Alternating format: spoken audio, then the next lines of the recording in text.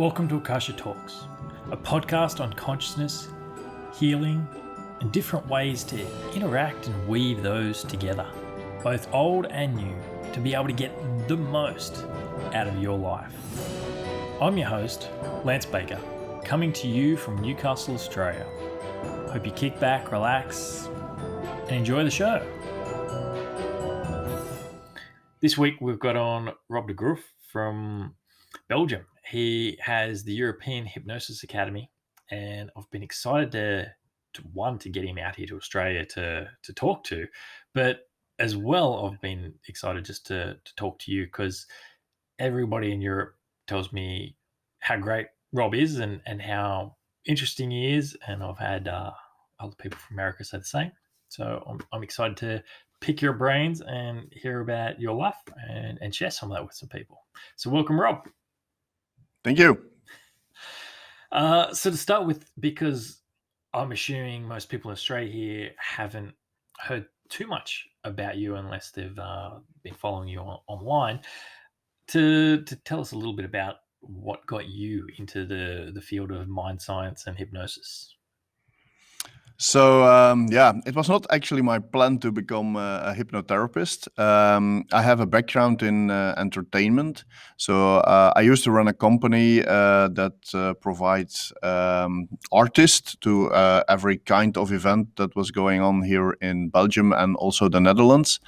And I was working as the owner of the company, but I started performing myself. So I used to have my own clown show. I was a juggler, a stilt walker, fire spitter, whatever people asked us to do. I played a role, and I learned things, especially to provide my clients with whatever they needed. I worked with a lot of freelance people, but most of the time our customers were asking for children entertainment. So as I had my own clown show, I also did balloon modeling and all those things. And most of the time we were performing for children. And actually, I got a little bit tired of performing for children, and I wanted to do something more for adults. And then I was looking around, what could I do to perform for adults. And one of my big frustrations in life is that I can't sing. So that was not an option. So I wanted to do something totally different. And I once saw a stage hypnotist at work, or a street hypnotist. Actually, at that moment, it was at a fair, and he was hypnotizing people. And I got interested in that kind of gigs that you can do. So I wanted to learn hypnosis only to become a show hypnotist, like to do stage and street hypnosis. So I start looking around for trainings, and all of a sudden, as it was meant to be, I got this invitation from a magic store in the Netherlands that I was a client over there to buy stuff for my shows, and they invited me for an evening talk about hypnosis. It was a guy from Mexico who actually lived in the Netherlands and was performing on television, and he was doing a talk on hypnosis. So I drove over there with a few of my artists, and actually, that evening we decided that we were going to work together, and that he was going to coach me to become a stage hypnotist. And there were some other people over there, and they invited me to some Facebook groups about hypnosis in the Belgium and the Netherlands. And I learned I learned to know some people who were already involved in the hypnotherapy business. And one day I was learning hypnosis through online trainings, books, and one day this guy called me and he said, "Hey Rob, I bought these DVDs from a guy called Jeffrey Stevens, and it's really good. It's really something for you." And I asked him, "Is it street or stage hypnosis?" He says, "No, it's change work." And I said, "I don't want to be a therapist. I'm an entertainer, and I don't want to have people here lying down on a couch for like 1 hour and a half and listen to all their problems." And he says, "Oh no, but this is a totally different kind of hypnosis. It's actually change work. It's no nonsense hypnosis. It's really written for you." And I said, "Okay, yeah, I will have a look at these DVDs." So when I start the DVD, after 1 hour, I went to my office and I said to my staff, I said, I don't want to be disturbed the entire day because I want to keep watching these DVDs. And I was watching more and more and getting more and more interested. And I was really surprised about the way that Jeffrey Stevens was doing his change work, really short, like 15-minute sessions, to the point. Don't talk about the problem too much. Just ask, what is your problem? What do you want instead? So what is the goal that you want to achieve? And just talk with the subconscious mind and do a session. And at that time, I was already convinced that you can't become a good hypnotherapist or a hypnotist if you don't see people, if you don't do sessions a lot, if you don't hypnotize people a lot. And in Belgium, there is this problem that actually stage hypnosis is forbidden. It's illegal, but we do it anyway because we're Belgians. It's part of our culture. Yeah, when we can't do something, we do it anyway. So it's actually a very old law, and nobody acts on it. So I was already hired by governments of cities to do street hypnosis. So the law is there, but nobody act on it. But the other problem in Belgium, it's a country with different languages. So there's not really a corporate market for hypnotists, because when you've been asked to do a stage show, they want you to do it in French and in Dutch together, and that's really not. Yeah, I did it with my clown shows, but you can't do a hypnosis show in two languages. You have to say everything twice. I actually can't hypnotize in French. I can speak French, but I can't hypnotize in French because I don't know the rhythm. I don't know the patterns. I can't hypnotize in French. So the market is really small, and there is actually not a good market for stage hypnosis. So I was thinking, yeah, when I just do stage hypnosis, maybe I will have a show once every 2 months or 3 months, and maybe here and there a little street hypnosis in the summer. But I can't become a good hypnotist when I always have to wait like 2 months to do another gig. So the moment I saw those DVDs, I realized that maybe I can do like a few sessions a week, and that was my plan. That was what I told my staff also and my wife. I said, let's make a little website and let's do like 2 or 3 sessions. I think that will be a good goal in a few months, to have a few clients every week so I can keep busy hypnotizing people. And I created this website, and I used the same marketing as I did for my entertainment business, Google AdWords. And apparently at that time, I didn't know the market for hypnotherapy, but I just profiled myself as a hypnotist who can do change work with short and quick sessions. Most of the time, only one session needed. And I used the Google AdWords. So yeah, after like 3 months, I had a full-time therapy business. People were calling. My secretary was like going crazy because at that time I was working at my office at home, and actually it was like an entertainment business. Actually, no clients came there because everything was on the phone or on internet. So my office was like this big mess. There were people, clowns coming in and dropping their shoes and their things and their stilts and their material, and then clients were coming in for hypnotherapy, but still we had great success. People were sometimes looking, oh, is this the place where we have to go? And because it boomed so fast that I didn't have the time to get a regular therapy room and things like that. So after a while, I decided to hire a place, and that's where I get in contact with Jeffrey himself, because of course that's the good thing of Facebook and things. You can get in touch with people from all over the world. So we start communicating, and then I saw he was traveling to I think it was Australia actually, and I asked him. I say, "Oh, you're traveling to teach? Maybe you can come to Belgium." And he said, "Yeah, why not? Can you host me?" I said, "Yeah, I love organizing things." So I started organizing a training with Jeffrey, and then he came over to Belgium. At that training, there was also a guy from the Hypnosis Center in the Netherlands, and yeah, he was already working with the Jeffrey Stevens protocol, and he also had great success with that protocol. So, and then we start talking, and then Jeffrey mentioned, "Hey guys, but I see there's a click between you two. Maybe you can work together." And that's how I changed my name to Hypnosis Center Belgium. Because first it was something like Hypnotherapy Aarschot, the town that I live in. So then we start working together, and And then the colleague came here to organize trainings, just basic trainings. And after a few years, I took over and I did the trainings myself.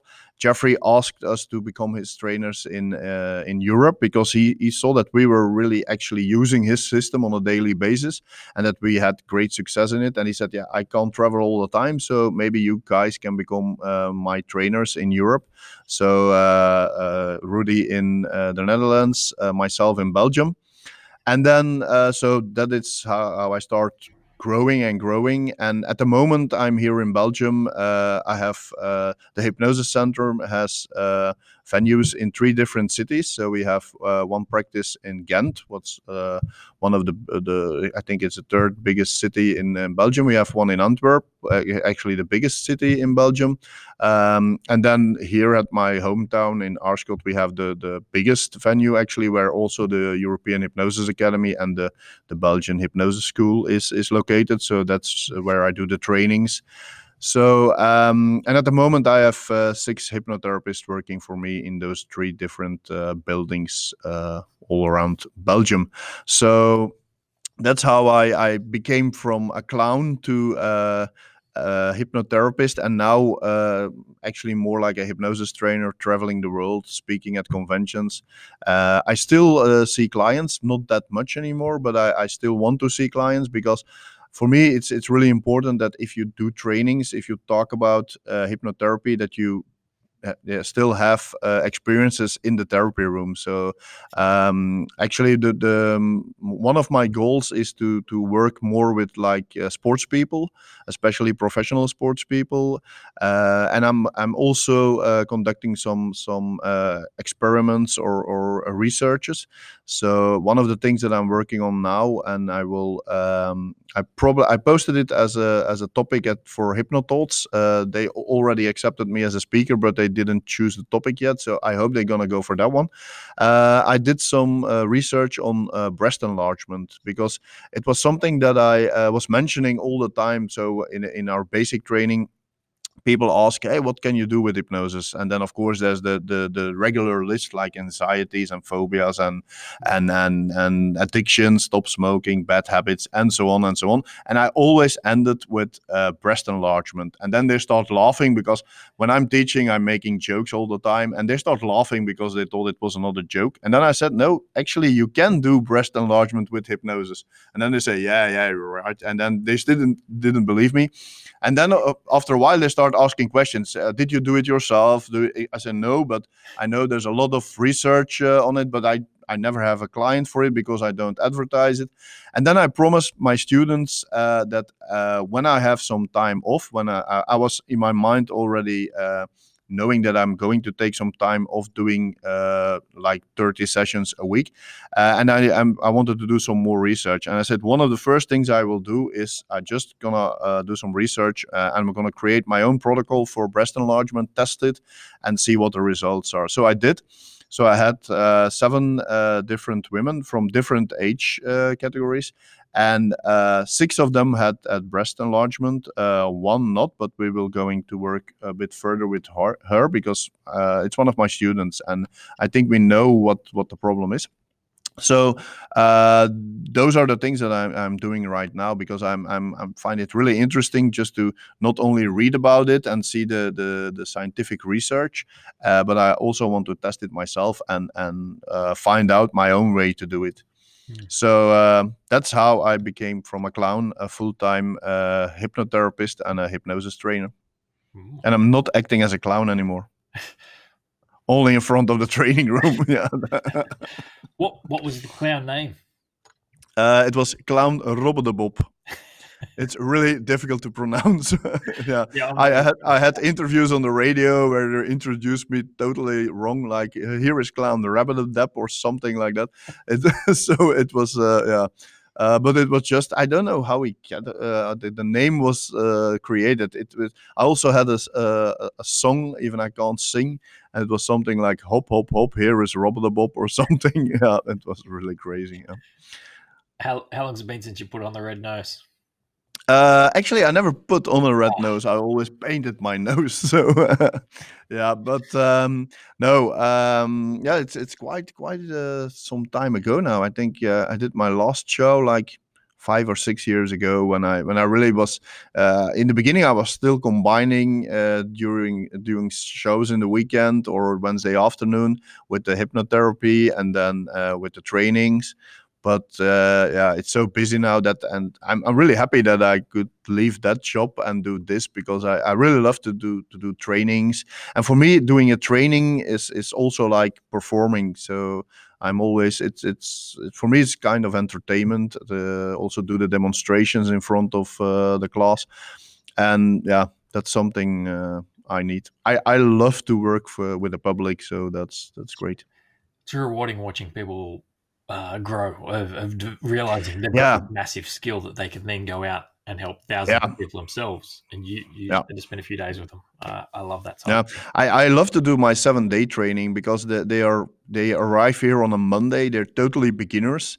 Sometimes there are a lot of, especially here in Belgium, a lot of skeptic people coming in the training. Actually, they sign up, but they are like, yeah, we'll see, and you see them grow during the week, and especially when on the Wednesday and Thursday they learn the Jeffrey Stevens protocol, and then their confidence is growing. And on the Sunday afternoon, I always provide them with a real client. So we put out a message on Facebook: hey, we're having free hypnotherapy sessions with our new hypnotherapists, our students.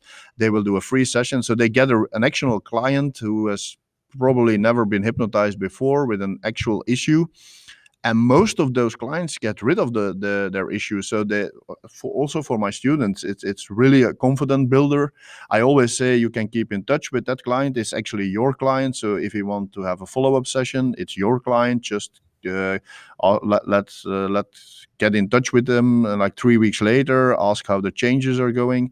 So, and then they are really like, on Monday they came in this building without any knowledge about hypnosis, and on Sunday they do an actual session with great results. And that's really I had one guy who came in the training, and he actually said, yeah, for me it's just like a week out. I'm probably not going to do anything with this because I have another job.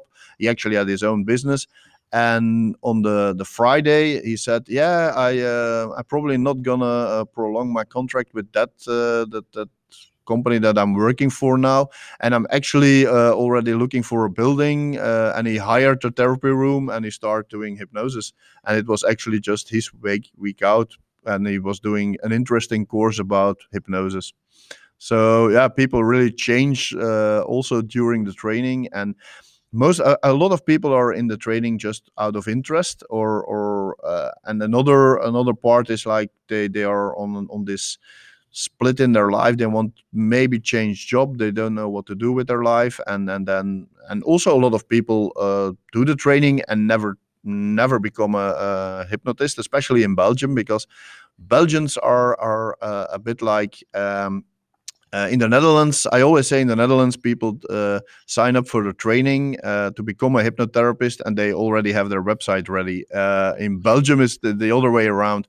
They are like waiting forever, and but then I have to go and ask for this number to be able to work as an independent, and maybe I will do another training, and then we'll see. And that's so some of the students, they will never start, but it's so yeah, how do I say that in English? It gives me so much joy when I see somebody starting from scratch and then build out this successful hypnotherapy business. Mm. And people sometimes say Belgium is a small country, so we only have like 11 million inhabitants, and only like 6 who speak Dutch. So we work especially for the Dutch part. And people always say, yeah, you're building your own competition, but during the years I did, because when I started there were only like a few psychologists doing hypnosis, but all like 5 sessions for stop smoking, 6 sessions for weight loss. A lot of sessions. Most of them used only relaxation techniques, so not real hypnosis in my eyes. And of course, I put a lot of hypnotherapists on the market by the students coming out from this school, but I don't see an increase. I see an increase in sessions because there are more therapists around in Belgium, and more people are experiencing hypnosis. More people are helped by hypnosis, so more people will get interested in hypnosis because they hear a story from a friend or from a colleague, and more people get interested. So the more people are out there doing hypnosis, the more people will be helped with hypnosis. So for me, it's actually, yes, I create my own competition, but as long as they have good results, it will help to grow the hypnotherapy market in Belgium, and more people will think about hypnosis as a solution for their problem. It's a fantastic mindset to have. Yeah, and it's true. It's what happens, because if they get Yeah. there and they're doing it, it just inspires more and more people. And then they get to experiment and try different things, like yourself with the breast enlargement. The Yeah. experiments are what opens it up. And if you've got more people around you experimenting, more Yeah. things happen. Yeah, that's what we need to grow the market, and also to get new techniques and new ideas, and people playing around with things. I always tell my students, don't be a copy of myself, don't be a copy of Jeffrey Stevens. I also do the Swan trainings for Bob Burns here in Belgium. Don't be a copy of Bob Burns. Yeah, that's maybe a good idea, not to be a copy of Bob Burns. No, but the thing is, sometimes people they see a trainer and they think, oh, I have to do exactly the same thing. I have to say the same words. I have to do the same approach. But that's not what's true. You have to see how the outline is, how the system is going, and then you have to create your own thing, because that's the only way to be congruent. And if more people are doing it that way, they will create their own approach and maybe come up with a new technique, like Bob did with the Swan, like Jeffrey did with the Jeffrey Stevens protocol. For myself, I use, when I do a regular session with a client, I most of the time I use the Jeffrey Stevens protocol combined with the Swan, because I think, for me, the Swan is something that, as I always say, the Swan made a life of hypnotherapists so much easier. Because we have something that we can. It's a convincer. It's a technique to communicate with the subconscious mind. So I combine those things, and that's what I want people to do as well. Just learn from as many trainers as possible, and find your own way, and don't just copy them. Yeah, that's day one. I'm always telling people, be your own unique self. I don't give any scripts out. I'll do a dot point of the bits I need them to hit. Yep. I give them that. All you do is fill in. It's just Yeah. that's how you need to do. Especially in the beginners training, sometimes they ask when I do like the suggestibility test, or when I demonstrate them, and then I say, okay, now it's your turn to practice them, and then, okay, but do you have a script about balloon and books, or do you have a script about magnetic hands? I say, no, you have to just understand the principle and use your own words, because when you're just reading a script, you're not congruent and nothing's going to happen. So it's even better to struggle over words, to look for words, but use your own words, and then it will work. That's so it. And when I don't know, when you give them a script, they will are repeating the same words in 20 years, still repeating the same words, and that's not going to work. So No, and that's the whole thing about rapid inductions and direct hypnosis, is what you say is what happens. Yeah. That's all they really need to know. Yeah, yeah, that's once they've got yeah. confidence in what they're doing, that's the gist of the situation. So yes, Yeah.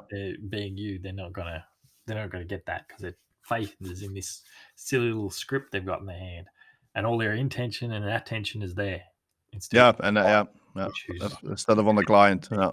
Yeah, it's really important that the of course in the beginning it's a lot of information they need to know. They have the structure, and that's a good thing of the Jeffrey Stevens protocol, because it's a 10-step protocol, and once you know the 10 steps, then you never have to think about what you're going to do anymore. You just start and you go with the flow, and then you can be focused on your client, and you can see the feedback and see what this client need. So you don't have to focus on a script, or it's just an outline, and that you can change whenever you want. I always say to my students, there's two things that you can't change. You can't change the exduction and the induction. That's something you always have to do: first the induction and later the exduction. Don't turn that around. And everything in the middle, just play with it. Just play with it, change it, skip it, or if you think, oh, I don't need that one with this client, don't need it, put in something else, put another technique in it that you saw somewhere else and that you find yourself comfortable with, and that's what you need to do. Yeah, I'm looking forward to learning that off you. And I started looking at the online one that you sent through of what's on your website. And like you, how you said you went out and told everybody, just be quiet. I've watched an hour. I need to watch the rest of this. I watched 40 minutes of it today, and I'm like, I need more time. My calendar was booked. I'm probably not going to get to it for another 4 days. I'm like, I want to watch the rest of that. I'll watch a couple of hours here and there, but I'm not going to have a day to sit down and absorb it all for a while. I'm like, itching. Yeah. Know exactly what you're talking about there with that.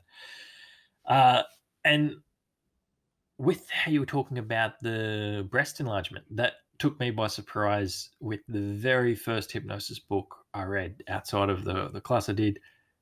Little bit of theory, and then most of it was case studies. And there was a case study there about breast enlargement. I was like, bullshit. This is real. That's the first impression always. That's one of the things with the breast enlargement. I don't promote it on my regular website. So we have the Hypnosis Center website where people can come and look for information about every therapy that we're doing. But the breast enlargement is not on it, because I know, especially here in Belgium, people are really skeptic. And when I had the same like 10 years ago, when I didn't know anything about hypnosis, and I saw something like past life regression or like breast enlargement or whatever, then I would say, okay, that's a scam. Because now I think totally different, of course. But you always have to bear in mind that the people that come on your website, it's a first step that they consider hypnosis to help them quit smoking or weight loss or whatever, or to get rid of the phobia. And then they come on the website, and then they see breast enlargement, and they say, yeah, right. And then they just close your site and they go find the next one. So for me, it's kind of a bit of difficult to do the marketing. I know Felix Econominakis in London had the same problem. He got some press about his breast enlargement, his very successful breast enlargement sessions, and all of a sudden he was the boob guy of London. So he's a very good psychologist, a very good hypnotherapist. But yeah, you quickly have the name the boob guy, because that's something that the press will write about, and that's something that. But for me, so I created a different website. It's called naturalbreastenlargement.be or something, but then in my language, of course. And that's the way how I'm going to promote it. So because I really want to keep that high level of, and that's. And the thing is, even when those women who had the success with the breast enlargement here, when they tell to other women, sometimes they still don't believe it. They say, yeah, but maybe. So they always have an explanation for it. But yeah, it's actually working, and that's something The other experiment that we are going to do is permanent hair removal. So it's one of my students. She asked me to do an experiment with her to do permanent hair removal. So we will see. And I found online also some success stories with hypnosis and permanent hair removal. So we will do some tests, and in a few months I will know what the results are. And I think it's doable. I think it's something you can ask the subconscious mind to do, to just stop growing the hair on a certain area on the body, and I think that's perfectly doable. The money would be in the reverse of that. Yeah, For I bald guys. yeah. Yeah, yeah. We were talking at the UK Hypnosis Academy about it, and one of my students, he mentioned, he said, "Yeah, I spent like €6,000 on a hair transplantation, and if you can do things like that, that would be a great market." So maybe, yeah, we can do another experiment with that, and I think it's also possible, but I think there still need to be some is it called roots, some hair roots, they still have to be there, of course, and then I think it's possible, but when they are gone, yeah. So yeah, the case study that I'd read on the boob enlargement was, for her, it was, she hated her mum, and her subconscious was trying everything it could do to not be like mum. Yep. And womanhood had breasts, so it didn't cleared the mum stuff up, and she jumped up from, she was an A cup to a D cup. Whoa, that's a big jump. The case study. It was yeah. There's always something going on. I'm not a fan of regression. So that's my Jeffrey Stevens education, of course. Jeffrey was totally against regression. He actually called it a crime to do regression to calls. But yeah, you can use other things just to find out what's going on in Swan. Yeah, of course. One of the things that I use. So there's always something to clean up in the past, and that's something that was holding the breast from growing. It can be inappropriate remarks during when they were a teenager, when the breast starts growing. All things like that, and the once you've cleared that, and then you ask the subconscious mind. I do it quite direct. I just ask the subconscious mind to make the changes. It's also based on the Jeffrey Stevens protocol, of course, and the subconscious mind is working on it, and what I tend to see in the results is one of the things that I ask them to write down on we have this online form where they can write down the measurements, but I also want them to write down their when they have their period, and at that time the breasts are growing, but when they normally have their period, the breast grows as well, but then it goes away. And now I see that when you do the hypnosis session first, and then they have their period, the breasts are growing, but the growth is not going away until the next period. They grow again and not going away. So that's what's happening. Well, that's what I see in the results. So yeah, it's yeah. Now, there's something else interesting I've seen you talk about a bit before that I know Justin Trans shares as well, of the office doesn't have a chair. No. I have a chair, but I don't have a recliner. So I hypnotize on a chair. I love the way that Justin is hypnotizing people, and also for street hypnosis and also on stage. But he was here like 3 times, demonstrating all those things here in his training. But sadly enough, I never could do the exercise because I have a back problem. I have a prosthesis in my back after I had a terrible accident with my horse when I was like 17 years old. So I can't perform that kind of inductions, the throwing on the ground in induction, because I can't. It's always a problem with my back. So, but I never hypnotize people in a recliner. So in my office, there's just a regular chair. People just sit down on a regular chair. They can stand up also, but I don't like recliners. There are some reasons, because when you're used to hypnotize in a recliner day by day by day, then you will depend on it because Mm. people are sitting comfortably, they are sitting relaxed, and then you have to do a demonstration at a talk, and they don't have a recliner over there because you can't bring your own recliner with you, so you have just a regular chair, and then sometimes the mindset is from, oh, maybe I'm not sure I can do this here. So I really I always encourage my students to do the sessions on a regular chair, to practice on a regular chair, even in the beginning not standing up, because I say, okay, if you really want to do standing up hypnosis, do the out of the blue training. I will learn you how to perform standing up, so it's safe.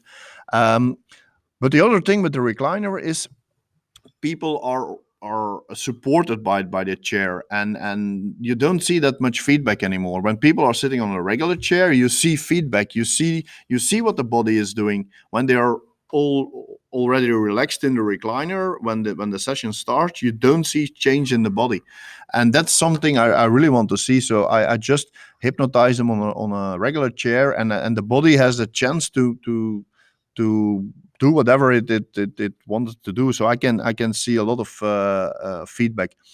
Of course, my sessions are really short, and that's why I don't need the recliner. If you're doing like Simpson protocol or something similar, it might be a long session, and then it's maybe better to use a recliner so people are comfortable during 1 hour and a half, or how long the session might be. But when I do a regular session with the client, I know my sessions are not that long. So sometimes I even don't go to the chair anymore, because I install the Swan when they are sitting at my desk, and sometimes I just go along and I start talking with the subconscious mind, and I do the session at my desk. So sometimes I even don't go to the chair, but when I want to do a full session, I just go to a regular chair, and that's how I. So never a recliner in my office. Yeah. And so, do you mind telling us a little bit about the Jeffrey Stevens protocol? What makes it different to other things? Yeah, the thing is, it's a 10-step protocol. So actually, from induction, even before the induction, are a few steps. From induction to exduction, you know what you're going to do, so you don't have to think about that. I also use the most of the steps I use when I do like virtual gastric band. So the only thing that I change is the part where you do the change work. Then I use I'm a trainer for Sheila Granger as well here in Belgium and the Netherlands, and we do a lot of virtual gastric band sessions here in the center. So we just use the steps of the Jeffrey Stevens protocol, but we change the bit where we do the change work. So all my students have a clear idea of how they can do a hypnosis session without thinking what I'm going to do with that type of client, or what I'm going to do. So in the training, I will teach every single step, and we will practice every single step, and until they can do a full session using the Jeffrey Stevens protocol. There is one bit of the protocol. It's called the boilerplate. It's a very very important step, because it will take care of all the noises, the surroundings, the mistakes that you can make yourself.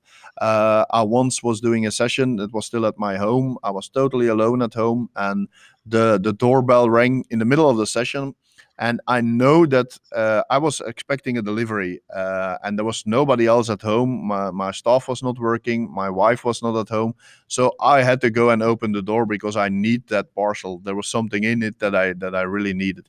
So I just stood up. I opened the door. I signed. I took the package, dropped it down, and I just recontinue my session. The client never asked about it. The client was not disturbed because I did the boilerplate, because I did something that they will know that I can make mistakes, and that's not gonna bother them.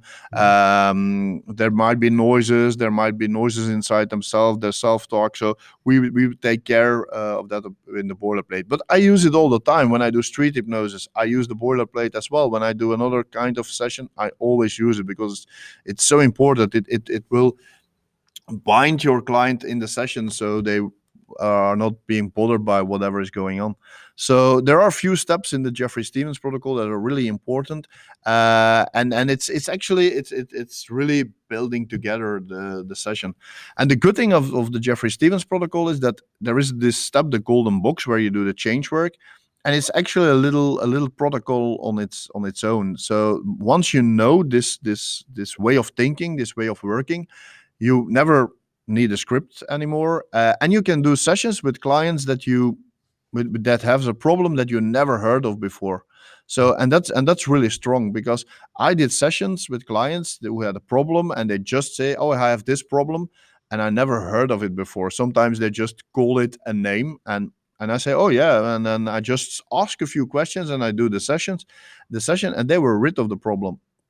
I once did a demonstration here in the training, because on the second day of the Jeffrey Stevens protocol, I always do a full demonstration, and I always want somebody who has a problem that I didn't do before, that I in a demonstration, because I record them and I put them on the online library that every student will get access to, so they can see me doing more and more different sessions with different problems without asking really many questions. Just, what's your problem? What do you want instead?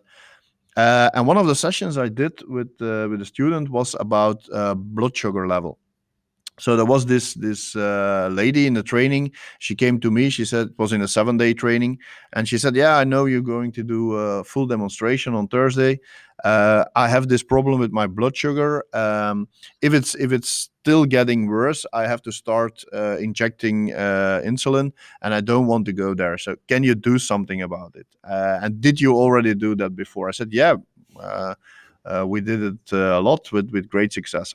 And then I did a session with her. I think the session took me 8 minutes.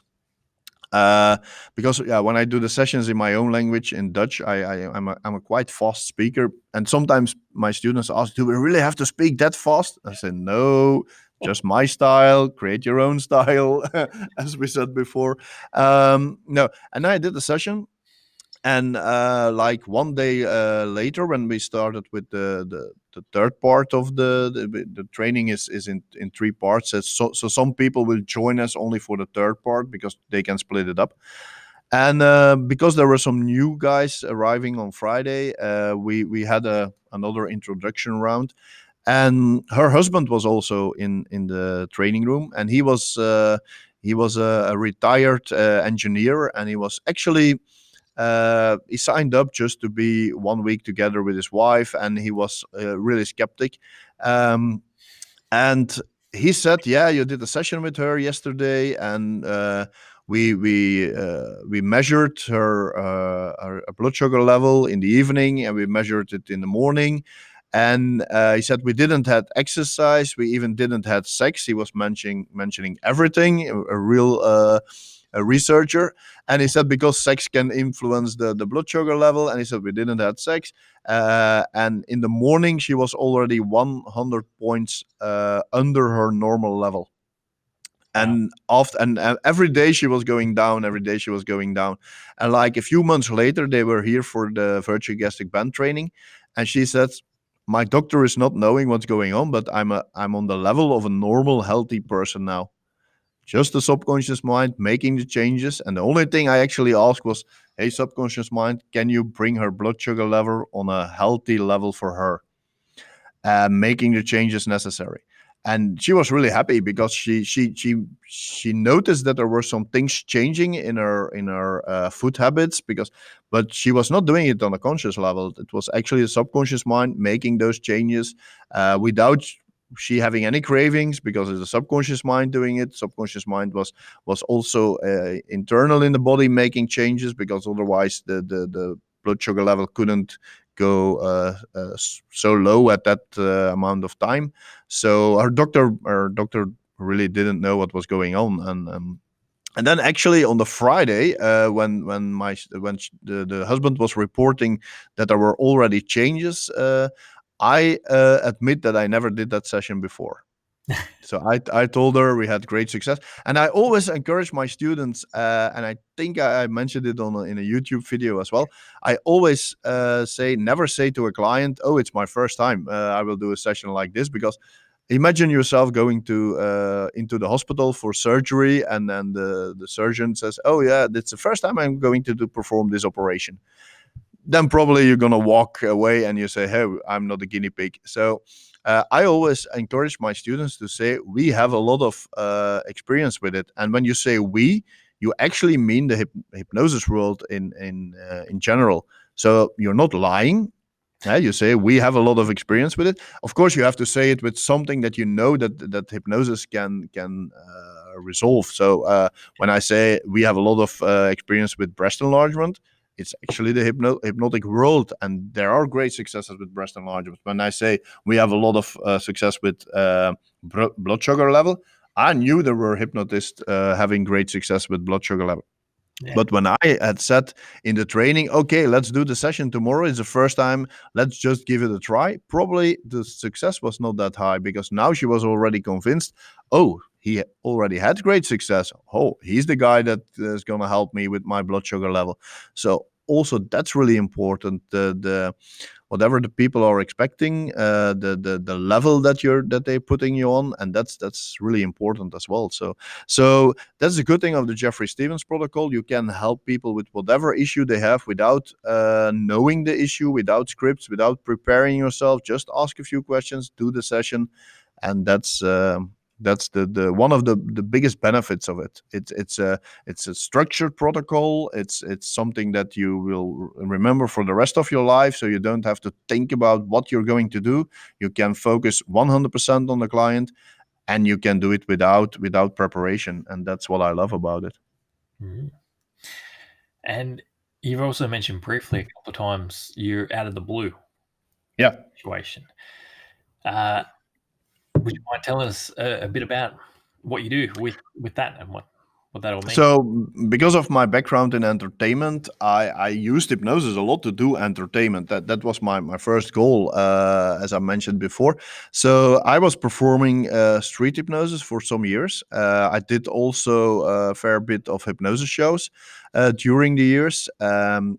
But in my out of the blue training, actually before it was called a street hypnosis training, but then I only got those people who were interested in doing street hypnosis, who really wanted to go out on the streets, do hypnosis, whether it was hired, as I did most of the time. I was always booked by an organization to do hypnosis on their event on the streets, or you just want to go out there and do impromptu hypnosis. But I think it's important for every hypnotherapist to be able to perform demonstrations.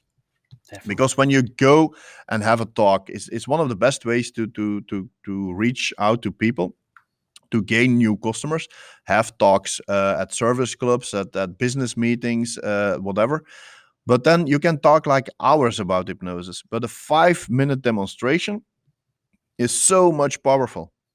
When I do a 5-minute demonstration, I'm sure I get clients of it because they see me doing something with somebody out of the audience, so they know them. The last talk I did was for dentists, and I actually had to perform for dentists. But the year before, it was a strange situation. I arrived at the gig, and a colleague of mine was already there, so they booked actually 2 performers, and they make a mistake because we were both living in the same city. So I said, okay, it was in my own city. I will drive home. I will do the gig next year. So it was actually a mentalism gig. And because he was also a mentalist and I was there the second year, I said, let's do some hypnosis. So I talked about hypnosis. And then I did a demonstration with, I think it was the oldest guy in the venue. He was like 75 years old, but I did a quick demonstration with him, and like 5 minutes later he was stuck on the floor. He forgot his name, he had an hallucination. So it was a very powerful demonstration, and people were like, whoa, if he can do this with one of our dentists, one of our colleagues, they were really sure that we didn't set anything up, that he was not a stooge because he was one of them. And they were convinced that hypnosis can be a very powerful tool also for dentists. Also, so I got students out of that demonstration. We got clients out of that demonstration, and that's really powerful. And that's what I actually learn, what I actually teach people in the out of the blue training. So I will teach them how they can do street hypnosis, but also how they can do a powerful demonstration. And also how they can do a demonstration with good results. I will teach them different kinds of approaches. I will teach them how they have to build up the demonstration. Don't go for that hallucination right after the induction. Just build it up. Do some tests, test your work, and build it up, and see what kind of volunteer you have. With some people, you can do many crazy things, but some people are not that good for demonstration. But still, you can do good things with them to surprise people or to amaze people. So that's what I will learn in that training. So they will learn some inductions. They will learn how to build up or the demonstration, what types of hypnotic phenomena they can use, how they can structure it. And I also will learn them a little bit of mentalism and magic, because I will talk 1 hour about mentalism or a magic trick, because that's a real gateway to hypnosis. That's actually the reason why I wrote the book about it, Mentalism for Hypnotherapists, because when you want to go out there and you want to perform hypnosis, just to practice or to make promotion for your business, and you go out there and you say, hey, I'm a hypnotist, can I hypnotize you? Especially here in Belgium, most people will run the 100 meter in a world record time, because they are like, oh no, I don't want to walk like a chicken or things like that. But when you first do a little mentalism trick or a magic trick, then you're already binding them in. They look at you, they find it interesting, and they say, oh yeah, that's a nice guy, he's just doing a trick.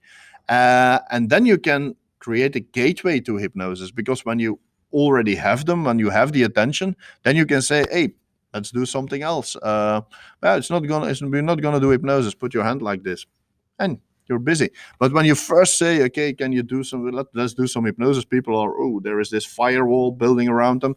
Yeah. So create a gateway by just doing this little magic trick. So I will also teach them how they can do that, how they can do a really easy to perform tricks with people, just to get them interested in whatever you want to do next. So that's one of the things. So I in the training, I will explain how they can do really like street hypnosis on fairs or on demonstrations. I also will explain them how to find the good volunteer, because sometimes I see people just asking everybody who's walking around. I even will learn them how to. You can see on the body language of that people that they are ready to hypnotize, or that they're just walking by, or that they're just going to some other places, because you really can spot it. But a lot of people don't know how, and they just ask everybody who's walking by, hey, can I hypnotize you? And they don't gonna have a lot of success. So it's actually for everybody, not only for people who are really interested in doing entertainment. Of course, for them it's a great training, but also for those people who just want to be the hypnotherapist, but want to do some talks and give a powerful demonstration. I did a training in Hull at the Sheila Granger's place, and I think the week later she had a business demonstration, and she sent me a video of her using one of the techniques that I was doing in the training. So it's a great way to promote your business with powerful demonstrations. Yeah, I find demonstrations just out when you're at a pub or cafe, party, whatever, that sort of stuff really helps. The amount of people that have been open to what sort of change they can have when they've had a 5-minute thing with me in public, where it's been a weird environment for it, but still a very safe and comfortable one. They know nothing strange can happen because there's people around, and they check it out and they're like, if you could do that in 5 minutes, what happens when we do a session? Yeah, of course, and that's one of the things that I try to explain also to my students who only do the hypnotherapy trainings. Let's say you're out there and people ask, what are you doing nowadays? And you say, I'm a hypnotist. And then they say, oh, can you show us something? And then you have to do a stop smoking session, because that's the only thing that you can demonstrate. Because nobody is interested in watching a stop smoking session, because or a weight loss session when you're in a pub. You just have to do a quick, powerful demonstration. And that's really the good thing of the Out of the Blue training. You will be able to do a quick, powerful demonstration with a very very small percentage of failure. I will teach you how you can do it with the highest success rate possible. And then it's not just them booking in for a session, it's they advertise for you. Usually if I've done something with somebody when they've been out in public or whatever, they'll tell a few people that night. They go home, they tell their partner, they tell their friend, this guy did this weird. It's walking advertisement. And also you not only for the people that are actually watching the performance, but also for people sitting in the back of the pub. It's planting seeds, and sometimes they remember you, and that's also one of the things that I will explain, how you can make sure that they will remember you, that they will remember your name, that they will have your business card, and they remember you, and maybe like 3 years later they have a problem that they want to get rid of, and then they still remember, I know there was this hypnotist 3 years ago and he did this. So it's really long-term vision, and that's really important. Sure is. Yeah, I'm excited to have you out here to teach both of those things, and I think a lot of people here would really benefit from 2 days of learning how to just put their craft that they've worked on so long into an easy everyday thing out there, just within their life, to help their friends out. Like, even if it's just their friend's got a headache, let me do this. So with that, I know I've got you here on the 21st and 22nd of March 2020 for Jeffrey Stevens, and the 28th, 29th for Out of the Blue.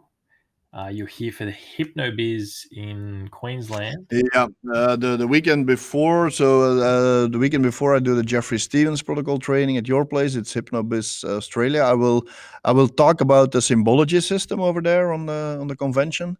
It's also a technique that Jeffrey Stevens developed, and I also will do a 1-day training on fast and powerful inductions. So an entire day of inductions. I have 22 inductions that I can learn people. I can teach people. I also have an online training of it. So one thing I also want to mention is that for me, and that's one of our the main things of the European Hypnosis Academy. A training never ends on the Sunday evening or whatever day we're doing the training. For me, it's really important that all the students from the Jeffrey Stevens, from the Out of the Blue training, they will all get access to a certain online environment where they can rewatch most of the things that I explained in the training. So the videos that I will be showing, so I will, in the Jeffrey Stevens protocol, I will show every day a full demonstration that Jeffrey did when he was still alive. They are very rare videos. I recorded them when he was here the last time in 2013, so they are not out there. Really very interesting sessions, but everything that we will do, they will be able to rewatch. Also, as I mentioned before, every training I do a full demonstration. They're always recorded, and they will be uploaded every time on that online environment. So there are many sessions on it already, from always a different topic. So people can go there after the training and see me demonstrate a full session with another topic. So even the sessions that I do here in Dutch, they will be subtitled in English, so they can see me, because of course I do like 4 or 5 trainings here in Belgium every year. So there are a lot of demonstrations in Dutch, but we subtitle the sessions so they can watch them. Also for the Out of the Blue, there's an online environment, and it's always getting updated. So that's something. There's also a Facebook group for the Jeffrey Stevens protocol where people can ask questions. I also plan to do some going online in this Facebook group to answer questions that the students have. So for us, it's really important that we are there for them. So the session, they will get a certificate after the session, after the training, but the training doesn't stop then. So we are there for them to answer questions when they have a problem with a specific issue. They can send me an email, and I will give them some pointers that they can use in the golden box. So that's really important, because I really want this legacy of Jeffrey Stevens staying alive, and I want practitioners who actually doing a good job and help as many people as possible with this technique. So for me, it's really important to help my students out. So that's something really important for the European Hypnosis Academy. That sounds fantastic. I'm really excited for it. Thanks for coming on to have a chat. It's my pleasure. People want to reach out, if they're curious about more, how can they contact you to find out some more information? They can send me a message on Facebook using Messenger. The only problem is at the moment I have my limit of 5,000 friends on Facebook, so I'm cleaning it up a bit because I created also a private account now. So I will put some people on that private account, so I have more spaces for people, hypnotists all over the world.